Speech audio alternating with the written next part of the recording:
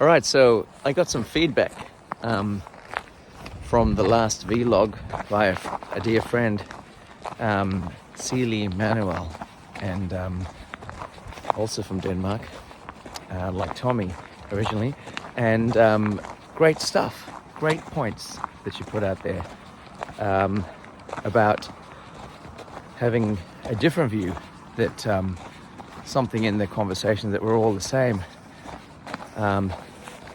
And we can ponder on that. We can unpack that a little bit, because maybe that was communicated. Maybe there are some common elements to us as human beings. But her point was that we're all fundamentally different as human beings. And that's probably why there's so much challenge in communication, to assume that people know what we're talking about when we talk to them. And I 100% agree with that. It's almost like we're aliens from different worlds or different universes, and we come into these human bodies, and people wouldn't even have a clue what's going on in our holistic worlds, even in the same family. So it's good to know that. It's good to keep that in mind. And I think that's why communication is so powerful, especially with our understanding and the awareness that we all see the same thing differently. I think there was a story in Buddhist philosophy about 5 people who are blindfolded, and they go and touch an object in front of them, have to decide what it is. One person said it's a big hose, one person said it's a big tree, one person said it's like a hairbrush, and it was an elephant, but they were all touching different bits of the elephant. One the trunk, one the leg, one the tail.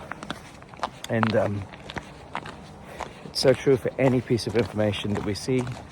Even this video, you take different things from it. So definitely, we are all different. And the other point is, we don't all have to be leaders. The world is made from leading and following. And this is something I can speak to from my background in emergency medicine. Actually, they talk about good followership when you have a team leader. And it's a great point, because when you have a resuscitation and there's a team leader, that the best well-oiled machines of a team work together when there's a direct leader. The role is leadership, but everyone is kind of leading by being followers. So it's the semantics of that word. You don't also have to be the one, everyone doesn't have to be the one that's doing something different, absolutely.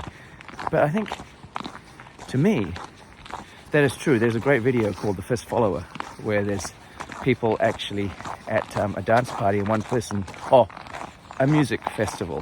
One person goes out and starts dancing. I love this video, YouTube. I have to try it. I'll put the link in the show notes. But it's just that one person decides, hey, there's all this music out there, why don't we dance? Dancing is such a beautiful expression of who we are. And it's the second person, the first follower, that really started the movement. And I agree, followership is so important. And I guess my point is, it's about being who you are. And even if you're so-called following, you bring into the picture who you are. I think that's the concept that I would say in a response to that very good reflection. Yeah, we don't all have to be the one doing something different. But if you bring in who you are, to me, essentially that's leadership. I kind of believe in having these roles. You have hierarchical roles, maybe.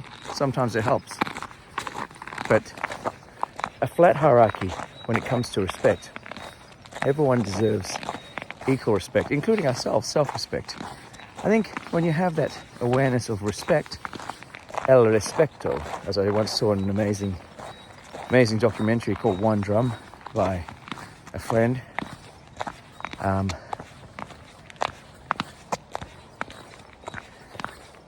Great job, great movie. And they asked people, what's the most important thing? And there was a guy Spanish speaking, he said el respecto. It is respect, self-respect, self-awareness. And I think when you have that, that respect is a form of love. And for me, that's the most powerful energy in the world. Love.